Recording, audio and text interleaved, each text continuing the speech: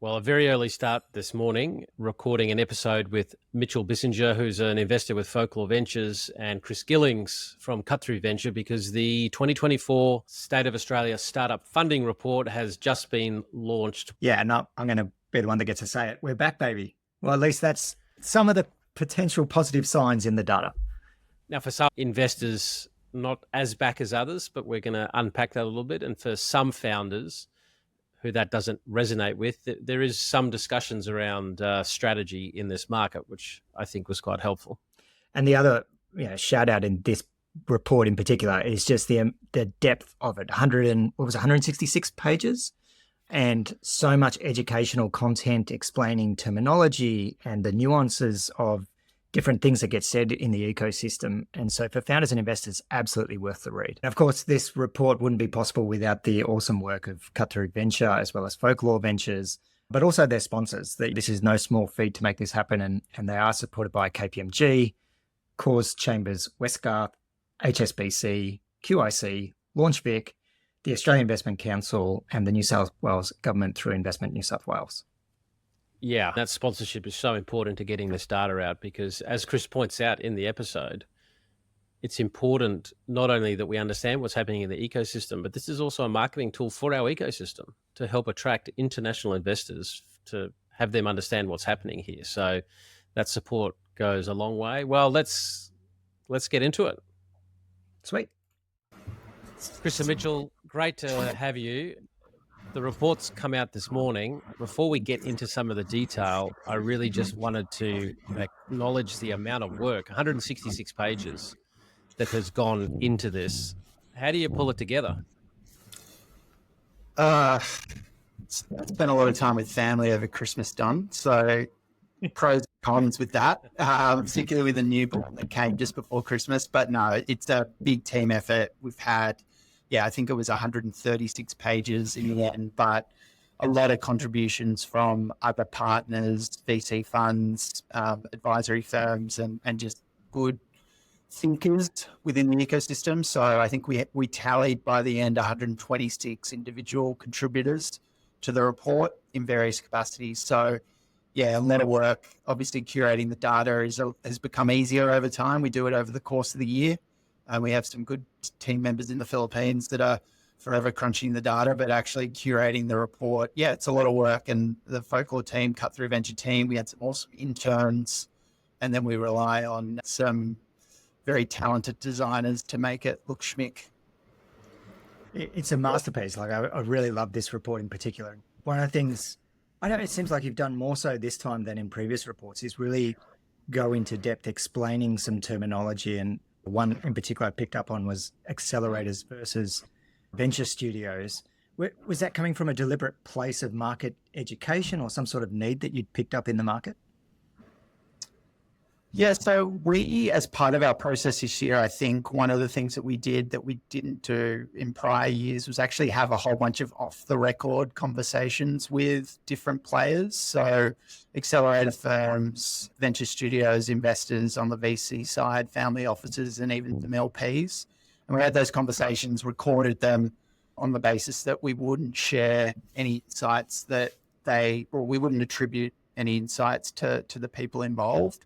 And I think what became clear, particularly speaking to some of those groups that you mentioned, was that I was learning stuff in terms of how they are adapting their strategy. And on the basis that I'm meant to be living and breathing it all day, every day, we figured that having an educational component for some of those sections that don't candidly have as much data to speak to would be useful. So, hoping that people find it useful, because we do think that places like a venture studio, accelerators, venture debt are important for the ecosystem and are really useful for some founders. So wanted to give them exposure, but more reliant on sort of educating the reader as opposed to talking to specific stats. Yeah, I think it's really valuable, particularly different programs and their labeling is often, it's like mislabeled in my view. And lots of people calling themselves venture studios that might be more of an agency, really, and equally accelerators versus educational programs. But also you're unpacking their valuations versus value. You go through venture debt in different forms. Like full credit to you guys. I really love what you've done there in that educational piece. And visually, it looks, it's really easy to digest. One little question. How we came to meet was that you had provided a bit of commentary on the crowdfunding environment that we'd picked up on, and we were a bit harsh on our view of your comments. I had thought it had been forgiven, but your avatar of me is exactly right? Overweight and bloated. Everybody else seems to have gotten a 10-kilo. I don't know, Doc. Are things not okay between us? And there was. Look, I can tell you, there was one brief as it related to the avatars, and we used an amazing artist in Eastern Europe actually that pulled those together. The one brief was thicker hair, more chiseled jawlines, fewer wrinkles. So to the extent that you still look not what you think you look like in the mirror, that's on you. Some of them are amazing. Like you can pick up straight away who the person is. Some of them are not quite as good, but everyone should, if nothing else, look a little younger, except yourself maybe. No, it looked totally accurate to me. That's the problem. That's what I'm saying, Aaron. Well, let's get into the meat of it. Would it be too strong to say we're back, baby, and that it's all beer and Skittles? Mitch, why don't you take that one? I think that it's a positive report. It's a positive year. It's not the heights. It's not as low as 2023. I think there's plenty to be positive about. I think that what the numbers probably don't show is that the quality of the companies we were seeing throughout the course of the year started to improve. The closeness and expectations between investors and founders started to improve. You could spend a lot longer in diligence and understand businesses. Like the sentiment in general, I think was very positive. And like ending in December was probably Folklore's busiest month on record in terms of deal size, deal quality. I was exhausted going into Christmas Day. So I think there's plenty to be positive about. Yeah, I agree. And I think that point around the quality of deals, absolutely the case. I think, as I mentioned, we spoke to a lot of investors, and one of the things that was a recurring theme was that it was clear that a lot of companies abandoned fundraising in 2023 and just put their head down, worked on building the business. And so whether they were what we would call a pre-seed round or a seed round or even a little later, there was actually more traction in the businesses across the board that we're all looking at. Now, whether that's quality or if it's traction, but regardless, I think you saw all of us that we spoke to anyway reported on that. And it did come through, and you can read through different elements in the data that pointed to that. Larger seed rounds, which would infer greater traction, greater confidence to deploy more capital at that early stage. But I'd agree wholeheartedly with Mitch. I think Jax from Airtree in the report actually declared that we're back, and so I wouldn't want to disagree with her. But yeah, without a doubt, much better vibe from this time last year. And we saw over the course of the year momentum in terms of number of deals getting done, just general confidence in the market increase from Q1 through to Q4. And we're already busy as we've started Q1 here, or halfway through it just about. So yeah, I think we're back. Just to put some numbers to it for listeners. So fundraising overall was up 11% on 2023. Yep. 4 billion across 414 deals. And one of the things you just mentioned there, Chris, was those early stage check sizes, like the first check sizes. I'm just curious, like, do you have a read on why we're seeing this change? Like what is actually happening in the market? Yeah, so Mitch plays a little earlier than me, so he'll definitely have a perspective. But I think there's three things. One I just mentioned, which I think that a lot of companies waited longer to come to market.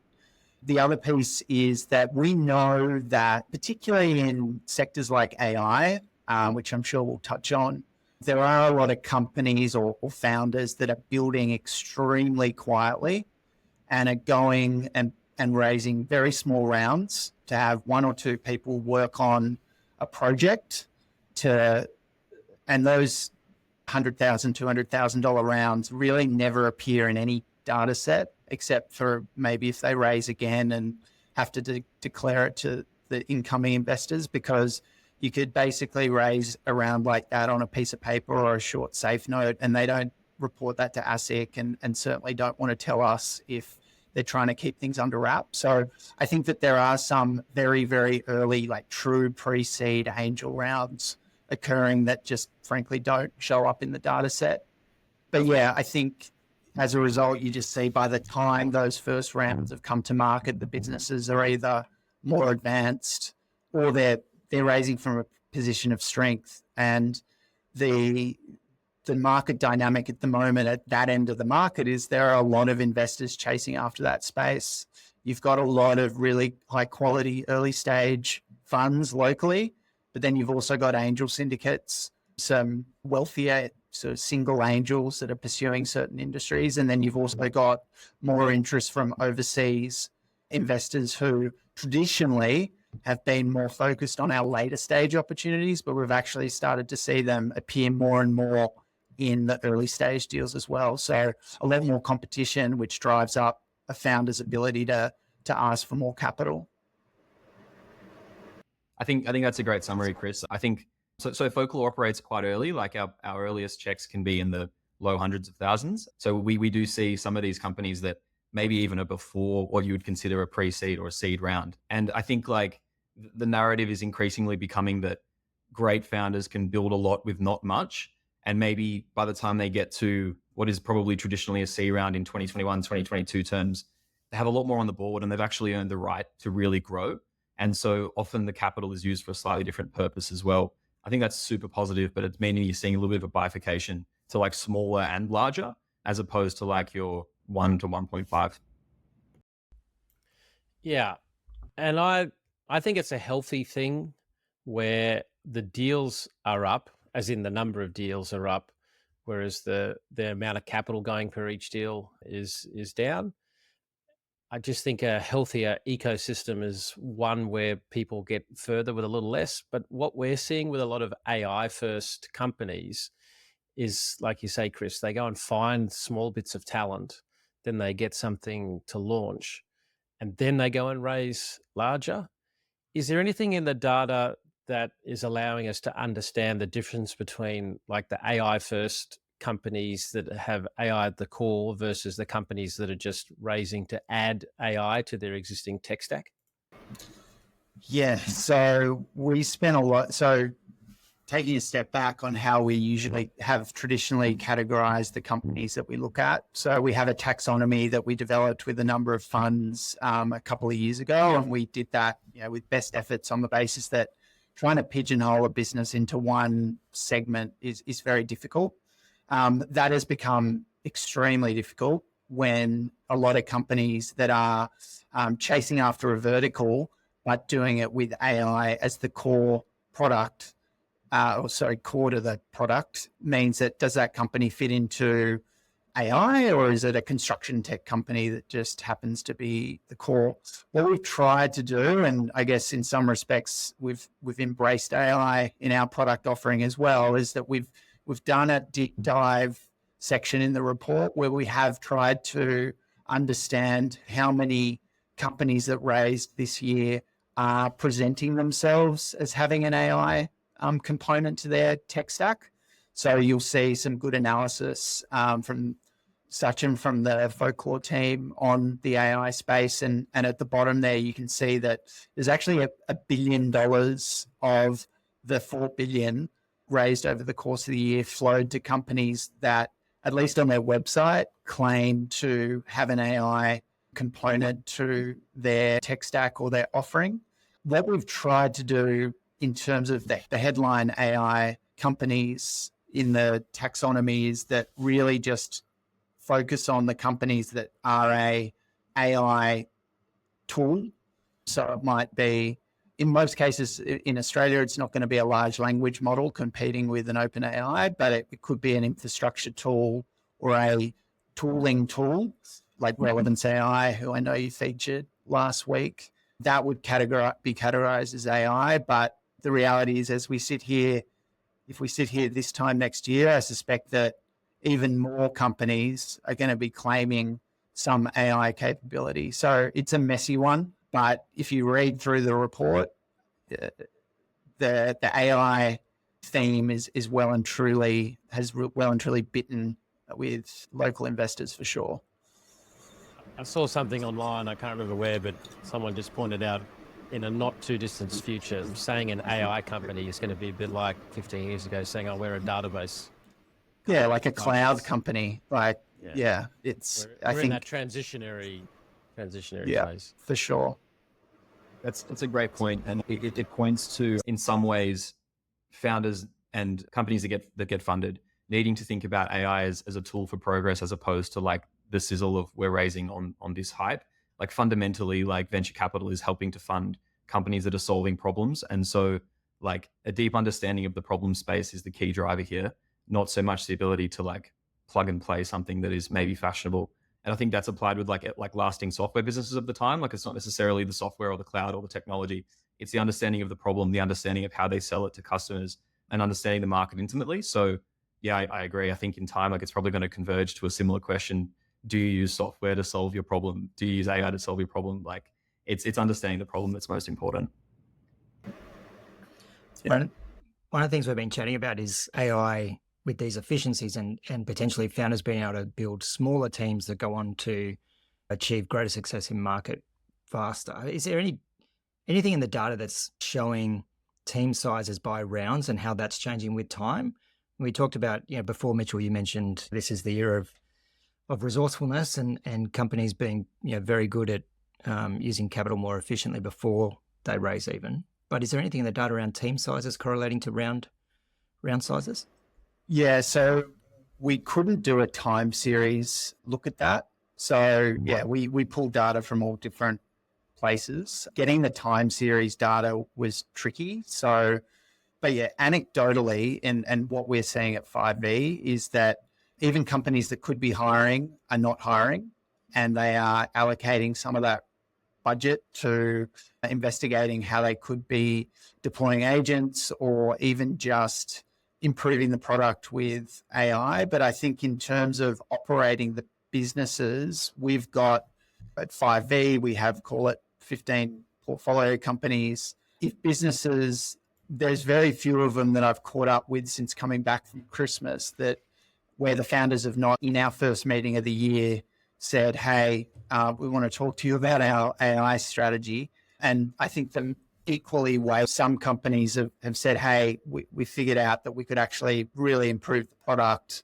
by integrating XYZ. At the same time, the other half of them said, hey, customer service team, I know we'd said we're going to build it out and grow it from 5 people to 15 people by the end of the year, but we actually think that we can keep the team steady and just empower them with new tooling. So the short answer is we don't have great data that shows a decline or team sizes shrinking, but I think it would shock me if the businesses that were raising Series A rounds today are going to be larger than they are this time next year. And after that, it just doesn't make sense. People are expensive. Yeah, and need to be managed. So LPs, there's some really interesting data here that the environment broadly is stabilized from a valuation expectation point of view. More deals are getting done. There are words like we're back. But at the LP level, investing into funds, it seems that there's still some trepidation. And yeah, any insights into that? Yeah, globally, I think other organizations that publish reports similar to ours have shown that LP interest in backing new funds is basically at an all-time low in this sort of modern era in the US. Here, we don't have as transparent data in terms of the actual funds and how that have raised and how successful they've been and how much they've raised. But as part of our survey of the investors, a big chunk of them had reported that they'd raised funds, but equally a big chunk of those funds that had said that they'd raised funds that said that they'd actually raised less than they'd set out to raise. So I think that it is definitely, there's a lot of places for LPs to invest their money at the moment. Public markets, particularly in the US, in technology, like a great place to get growth at the moment. And and there are other asset classes, more private market side, private equity. So we are competing against a number of other options for LP interest.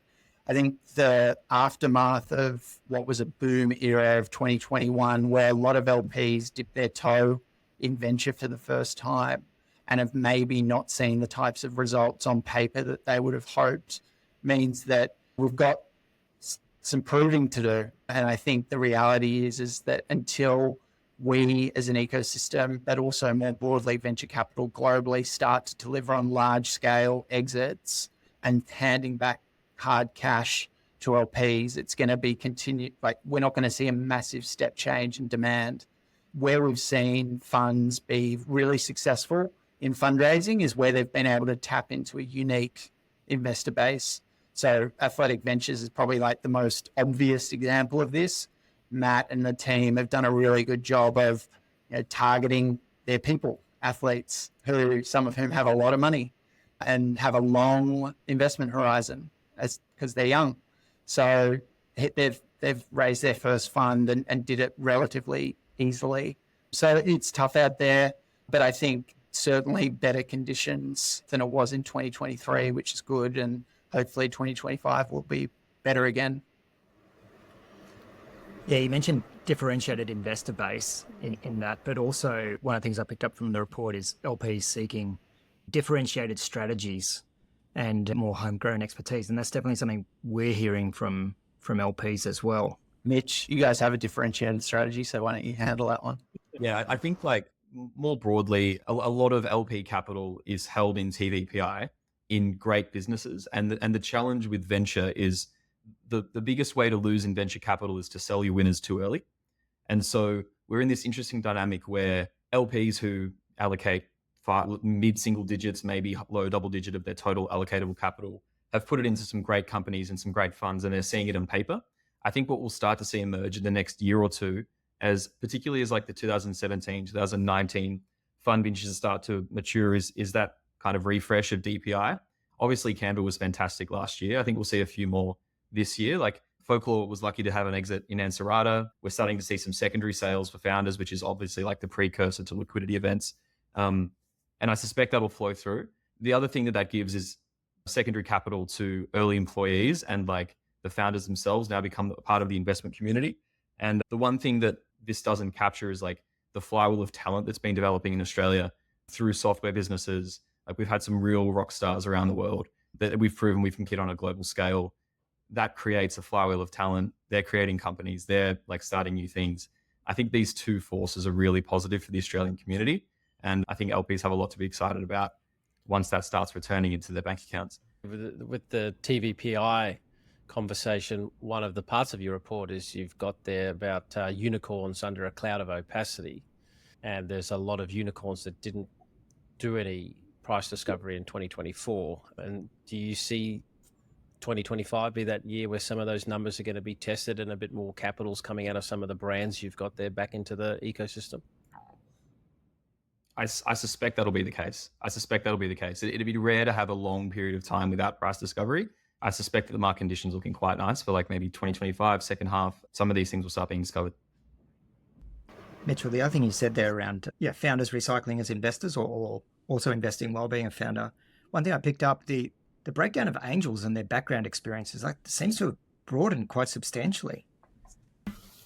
Yeah, I was going to jump in after Mitch and say that flywheel concept really came through in the data on the angel side. So ex-founders, ex-employees of startups actually investing more and investing earlier.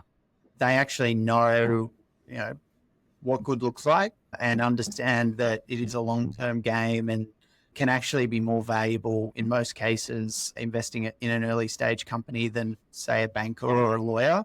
So that flywheel element of having employees that have had equity in the business be able to exit, or founders, of course, the ultimate is founders that have had a big exit event, being able to deploy that back into the ecosystem. And that is the cornerstone of a healthy angel ecosystem. Until you have a bunch of people that have made money in tech and in startups running around deploying it again, you can try and bring in all sorts of different outsiders, but until you have that is the baseline, you don't have a level of liquidity that you really need, particularly to back those early stage companies, because of that correlation between having spent time or having founded something yourself, going super early. But yeah, in answer to your other question, Aaron, I think, yeah, we've seen, we try and go as broad as we can with our surveys. Obviously, we're handicapped by who we can get access to, but definitely seeing people from all walks of life, age groups, showing an interest in investing. There's a huge medical community that are investing in startups. There's a lot of law firms that have very quiet, secret law firm syndicates that they all gather together, and they've got great deal flow for obvious reasons. So it's awesome. Like, we can't just be relying on founders and employees and VCs doing side of desk investments. We need to bring in more people. And part of the whole intent of what we do with Cut Through and with this State of Australian Startup Funding is to try and get our ecosystem in front of more people and get them excited about the opportunity to invest in Aussie companies at the very early stage. And so we've got that flywheel happening, but also the number of deals that had at least one international investor is up as well at 57%. So like, you've got two waves occurring at the same time.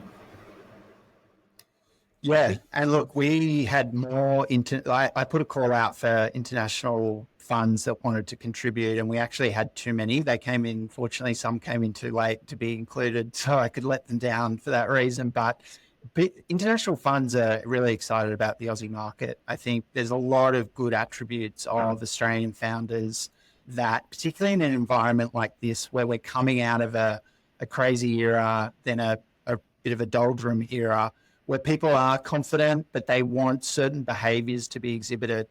Investors definitely want crazy moonshot type opportunities, but there is definitely a place in the portfolio for thoughtful founders that are not super, they're very conservative in terms of being able to do more with less. And that's always been an attribute that has appealed to international investors about Australian investors. But at the same time, I would say that Australian founders, they are forced from day one to think about overseas markets. US founders are not. And so whilst it's really hard to grow an Australian-based business into other markets, the fact that they're thinking about it from the get-go, I think, makes it super appealing for international investors across Europe, Asia, the US, to look down here as well. So yeah, I think there was a bit of a narrative last year, midway through 2023, that international investors had abandoned ship as it relates to Australia, but that didn't really happen. That didn't show in the data, but there was definitely an uptick again in 2024, which is super positive. And as I said, like, you'll see by the names of the funds that we included in the report, like, these are high caliber funds that have been around for a very long time and know what they're doing. And they just happen to have teams that are big enough that they can scour the world. And Australia is definitely a place that they look.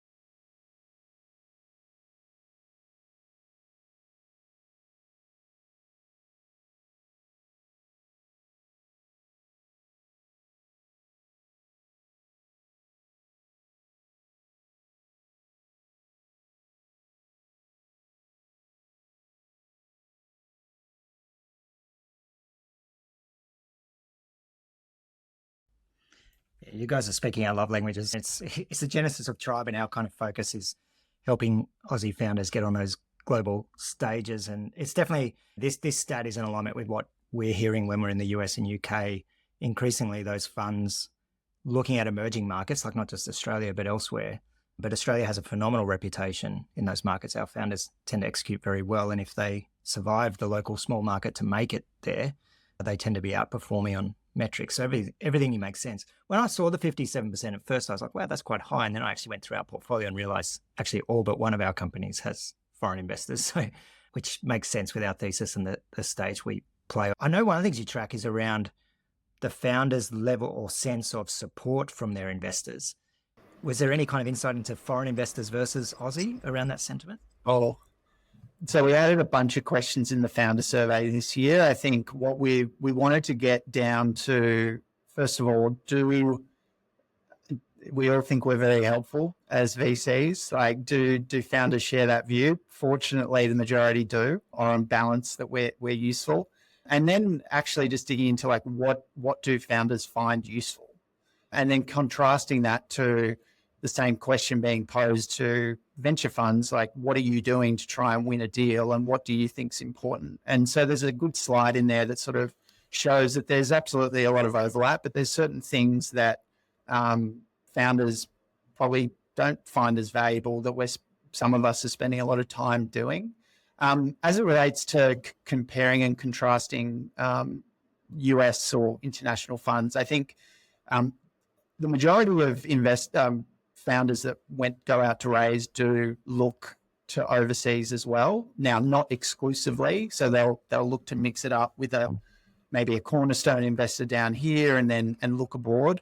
I think the major reason to do that is what Mitch alluded to, which is bigger check size down the line.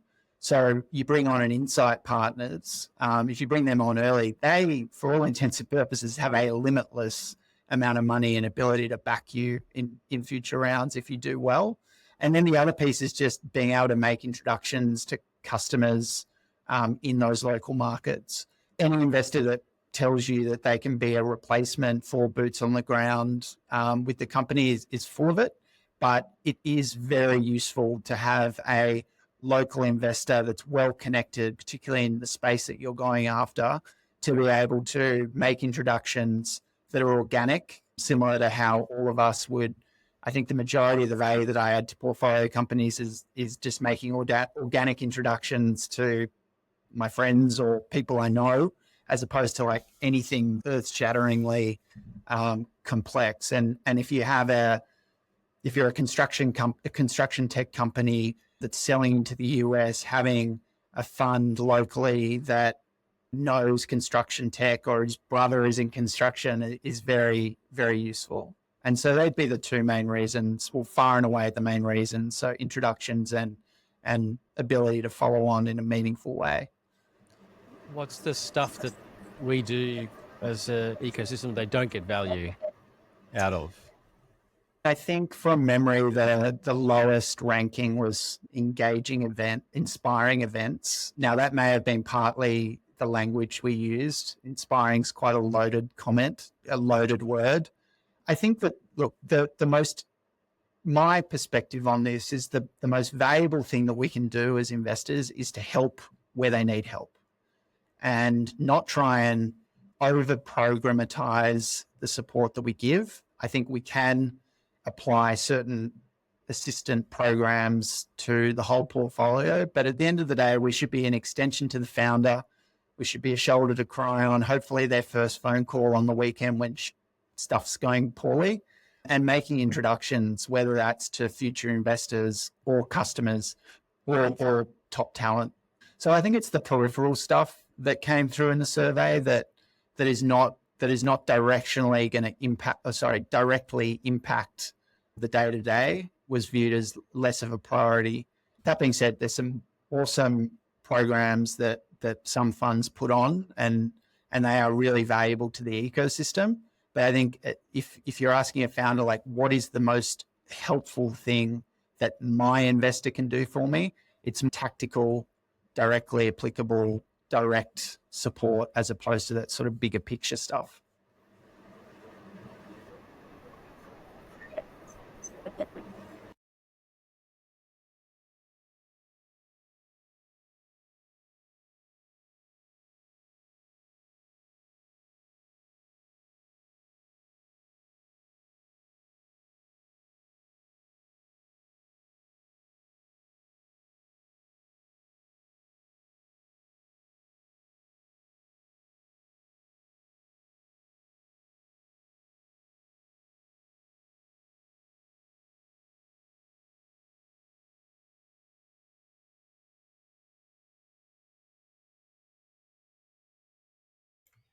No, that makes a lot of sense.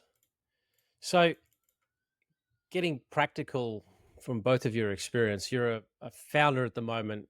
You've got a bit of control over your destiny. So, you've got a bit of runway, but should you be trying to hold out, do you think, until 26 and see this stuff rise? Or if you are going to go in 25, what advice do you have for those contemplating it, looking at this data compared to last year? So I think the recurring thing that I'm saying at the moment to our portfolio companies is that when you go out to raise again, we want to do it from a position of strength.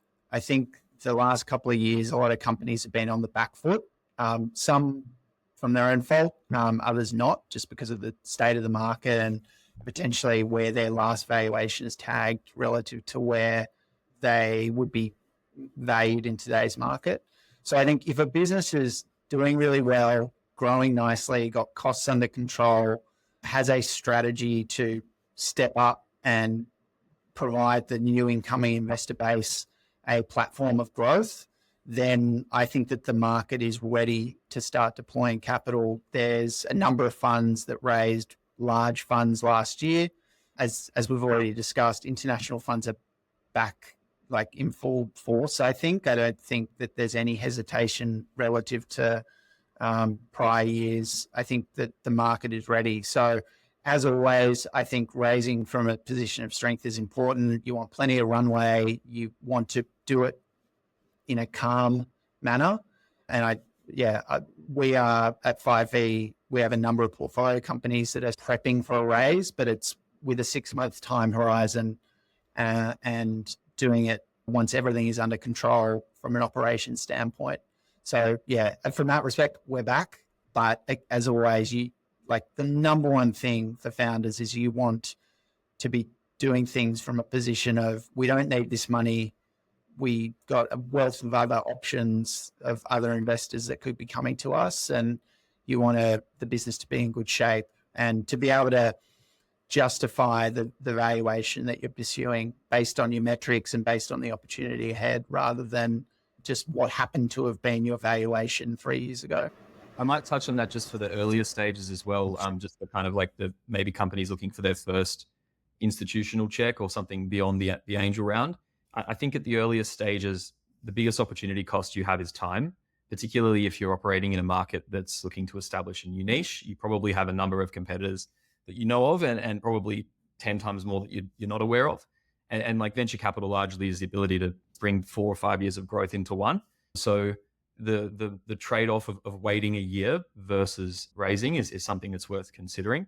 I think Chris's point around like not over expecting how quickly you'll get the round done is important too. And the value of introductions, maybe when you're not actively looking to raise, having a conversation with an investor for the second or third time by the time you're raising is sometimes a great way to like speed things up when you're looking for the round itself. And from Folklore's perspective, we're actively investing. We paused during 2021 and 2022. We made no new investments for about 18 months, but we're well and truly actively investing now. So I think that says something as to our sentiments around how we think the market operates. I would say one other piece that did come out in the data. So we survey investors around where they see valuations, and in 22 and most of 23, we saw quarter on quarter when we'd survey investors, valuations just continue to fall. That has seemingly plateaued. And when you ask investors where they think valuations are going to go over the next 12 months, well, no one's saying down. So it's either flat and we've found the steady state, or that they'll maybe inch up a little higher. So that's a great thing. So if you think about what went wrong at the beginning of 22 or mid 22 when the market fell apart, it was that there was this huge delta between what founders thought that they should be raising at and what investors were willing to pay. And so when you've got an environment where valuation certainty has gone away because values keep going down, that is not conducive for getting deals done. When you've got price certainty, or within our world, you can't have absolute certainty, but within a range, it's a lot easier to speak the same language between founders and investors. And so I do expect that the thing that will maybe draw out processes now will not be a negotiation on price, but just investors taking their time to get to know the business more, which is a good thing. No matter how painful it is at the time, you want your investors to be entering the investment with eyes wide open. And likewise, as a founder, you should do your reverse diligence and take as much time as possible in a speedy way to do that, because it makes for a better marriage. Yeah, on that last point, we always advise founders to go and talk to a company where it didn't work out well. Yeah. And how did people hand themselves in the dissolution of the company, and get a lot of insights for when things aren't going well. And just in terms of that, is now the right time? I think sometimes founders go looking for arbitrary growth, and then they find it hard to communicate, well, why is it important for me to have this money right now? I think maybe a hangover, and I don't know if it's a good one or a bad one. I get definitely founders have got more conscious around how their unit economics work and how they spend and how they burn. But the counter side of that is that there's some companies who have earned the right to spend, and they've earned the right to grow. And I think it's very important for the right investor to look at companies and that clearly have the right to raise money, clearly have the right to grow, and encourage them to do so, because that is such a fundamental part of this type of business. And I hope that the very wise assessment of your fundamentals and assessment of your burn and assessment of the longevity of your business doesn't too much take away from the ambition and like the pure ambition of businesses that want to grow. Yeah, I think one of the data points in the survey that dramatically changed from 2023 was that back in 2023, the narrative became, how do we get to profitability? How do we get to break even? How do we pump the brakes on growth, be responsible? And I think for certain companies, the reality is that maybe they don't have a future as a unicorn business, and moving to that path of profitability is their destiny. But that's not really the game that we're playing in venture. And so there is that, as a VC, there are in a lot of portfolios businesses that the recommendation is, let's get to profitability and be default alive. Whether that results in you then just continuously building, compounding slowly over time to get to a certain size and hopefully get acquired. But there are, to Mitch's point, businesses where if we gave that advice to, we would be doing everyone a disservice. So there are companies in our portfolio that are growing well over 100%. And from our perspective, it's pedal to the metal. We're helping them plan for the next raise, which will be substantially larger than the prior. And we're doing that with in parallel to helping them build out strategies of the next pillars of growth, whether that's a new market or a new product, to say, okay, well, we can't necessarily do these things until we raise again. But let's go, if we do raise, have the fully baked out plan that the next round of investors are buying into, knowing that their capital is going to be supporting, at least in some part, supporting that new strategy or that new pillar.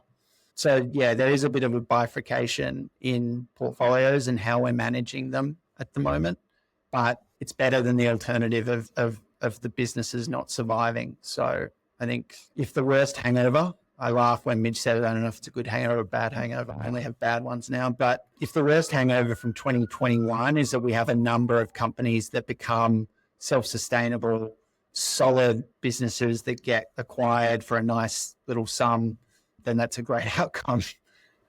Yeah, I totally agree with you there. Switching gears just a little bit, like one of the things I love about the Cut Through Ventures report is the fact that it's done by you guys, right? You live and breathe this space. You're in the industry. It's not an independent consulting firm or someone else running it. But is there anything that surprises you? Like in this report, was there anything that stood out as something you weren't expecting in the data? It's a good question. I feel like we're in the weeds for so long that we probably forget when we initially see the output that it surprised us. I think, look, without wanting to give the corny answer. I think that the level of optimism that's returned relative to 2023 from angels, from professional investors and founders is super positive. So that surprised me. I think we 5V felt better about finishing 2024 than we did 2023, but it seems like that feeling was broader than just within our office, which is great. I think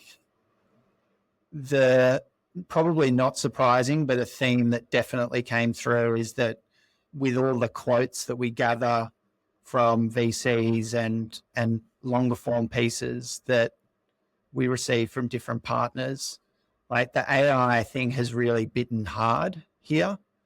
And whilst it's not yet showing in the data, I think one of the things that was stewing in the back of my mind more than anything else over Christmas was that how do we play this in a wise way as investors? And Mitch and I caught up last week and talked about this for a long time. It's like this is the opportunity of potentially our careers as VCs, post mobile, post cloud. Like, how do we play it, and where does Australia have a natural advantage? And Annie from Build Club did a nice little piece, just short and sharp, but talked about where we can actually play to our strengths and where there's an opportunity. So, yeah, I think the positivity for me is probably the positive surprise. And then just it got me thinking when I saw all of my peer group really just hammering home this, like, we're looking for AI. You're not a VC unless you talk about that, but it just really hit home that it is the big move that we need to make, and we need to wrap our heads around it. We need to have a thesis. Mitchell, anything from your side that surprised you in this one? It's hard to put sentiment into numbers, like, truly. And I think December and January this year has really seen an upshot in the quality of businesses that we're seeing come through, the understanding of the founders as to what the venture capital process means, the understanding of the business and their markets. We're super excited. Our investment whips and our pipelines are some of the most exciting discussions we've had in a while around, like, the variety, the ability of such high margin products now to operate in what looks like quite small niches. And maybe in previous generations, the TAM wouldn't justify, but now, given the margins, it seems to make a lot of sense. I think that's super exciting. I think I have a gut feel that 2025 and 2026 will prove to be like the next great couple of cohorts for Australian founded businesses. I think that the fundamentals built in 2024, the recalibration of the markets that almost had to happen, has given itself a really fertile ground for some great investments. And then you couple that with the flywheel that's been building over the last 10, 15 years. And I think you've got a situation where there's some wonderful founders who will build some incredible businesses over the next couple of years. And yeah, it's a super exciting time to be investing, thinking about how to get it right and how to avoid hype and how to find things that are sustainable. Like, what does sustainable and how does your competitive moat look over time, I think is a big question now. And how do you justify big revenue multiples in 2, 5, 10 years with the changing definition of replacement cost, I think is something interesting. But all things are getting me really excited. Well, it's an amazing report. There's 166 pages there of gold, and thank you for spending the time with us this morning to give people a bit of a look in. We're going to put the link to the report in the show notes. For me, I'm really looking forward to next quarters, because I think with next quarters, like, it's either going to be a blip or it's going to be momentum. But I have a feeling we're in the momentum phase. I'm just not seeing anything that says that this was a one-off blip, especially with a lot of those unicorns that are probably going to start to do some secondaries, and that's just going to have tremendous opportunity for the ecosystem. Now, thanks for having us, guys. See you soon. Thanks, Chris. Thank you. Thanks, Mitchell. Yeah.